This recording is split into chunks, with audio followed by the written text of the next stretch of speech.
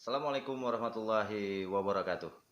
Salam sejahtera untuk kita semua. Salam bagi untuk pemirsa Peguam Bela Corner. Selamat datang di channel Peguam Bela Corner, pojok konsultasi hukum yang didedikasikan oleh kantor advokat Muhammad Faizal SH and Associate Tanjung Pinang.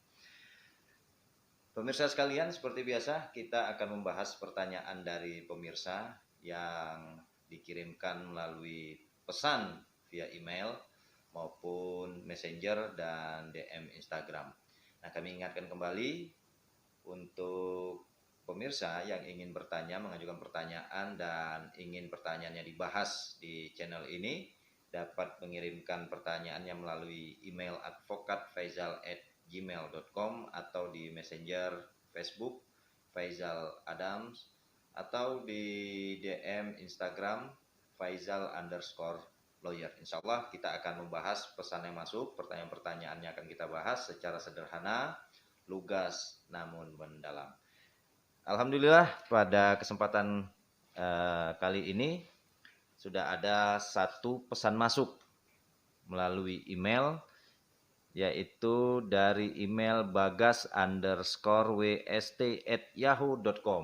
Ya, terima kasih Mas Bagas sudah mengirimkan pertanyaan. Langsung saja kita bacakan pertanyaan dari Mas Bagas. Assalamualaikum warahmatullahi wabarakatuh. Waalaikumsalam warahmatullahi wabarakatuh. Perkenalkan Pak, nama saya Bagas. Saya ingin bertanya dan menyampaikan permasalahan yang sedang dihadapi di keluarga saya. Permasalahan begini, saya mempunyai kakek dan kakek saya mempunyai 2 orang anak. Kakek saya memberi Pak D saya sebuah kios di pasar dengan bukti surat kuasa yang sudah ditandatangani oleh kakek saya dan Pak D di atas kertas bermaterai. Yang isinya, kakek saya telah menyerahkan sepenuhnya kios itu untuk dikelola oleh Pak D saya.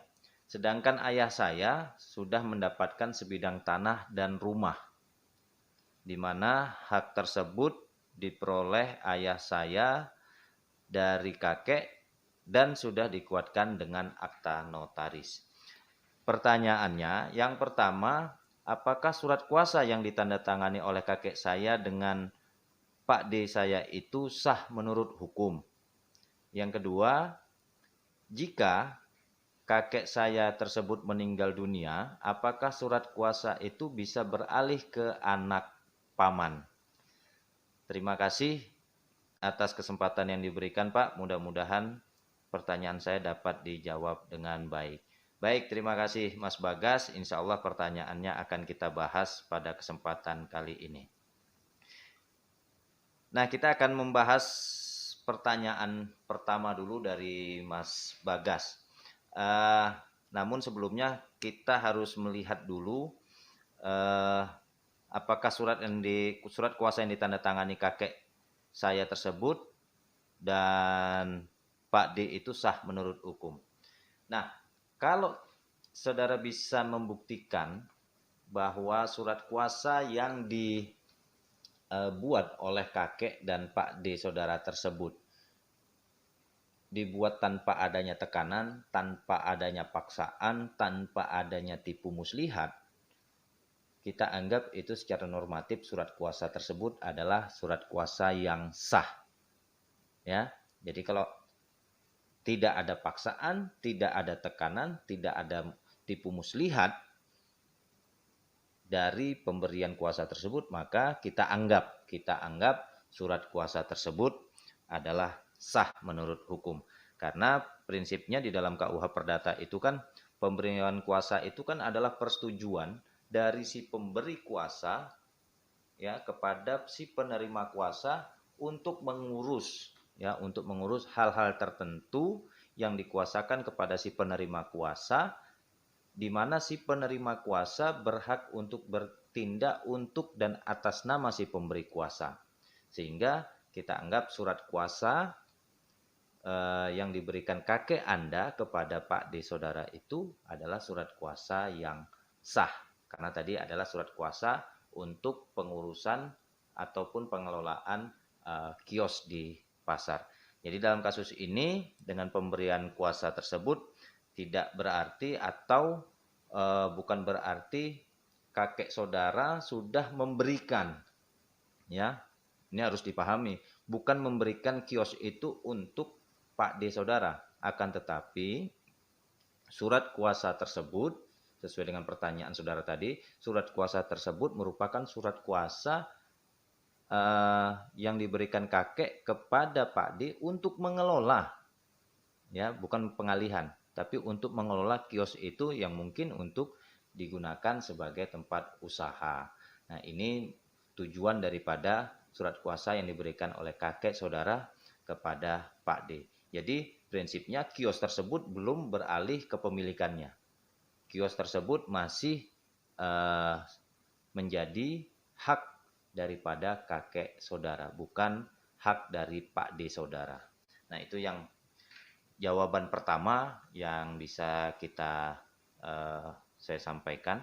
Yang kedua, pertanyaan yang kedua tadi, jika kakek saya meninggal, apakah surat kuasa itu bisa beralih ke anak Pak D saya? Nah, seperti itu.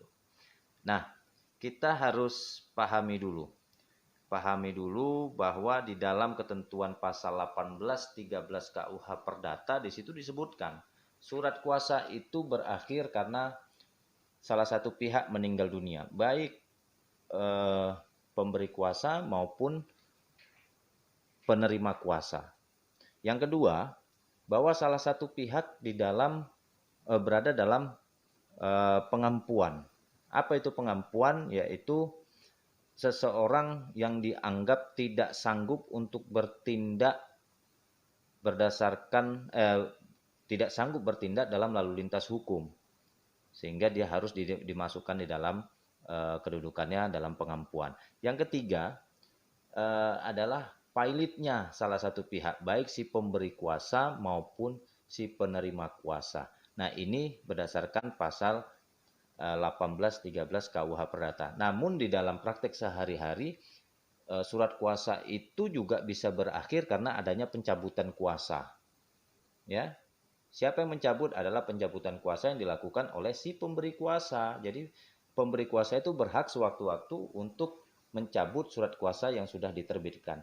Namun demikian, pencabutan itu juga harus berdasarkan etika ataupun kaidah-kaidah sepanjang hak dan kewajiban dari kedua belah pihak, baik pemberi kuasa maupun penerima kuasa itu sudah dilaksanakan dengan baik, maka kuasa itu bisa dicabut.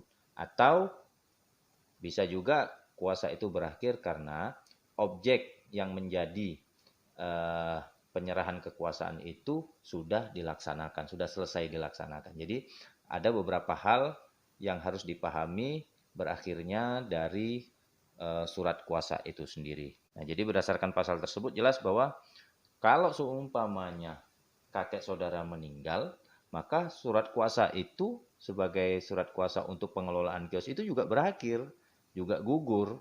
Bukan berarti surat kuasa itu berlaku terus-menerus, sehingga Pak D saudara bisa menguasai properti tersebut dan jatuh kepada mungkin kepada ahli waris yang lain. Bukan seperti itu.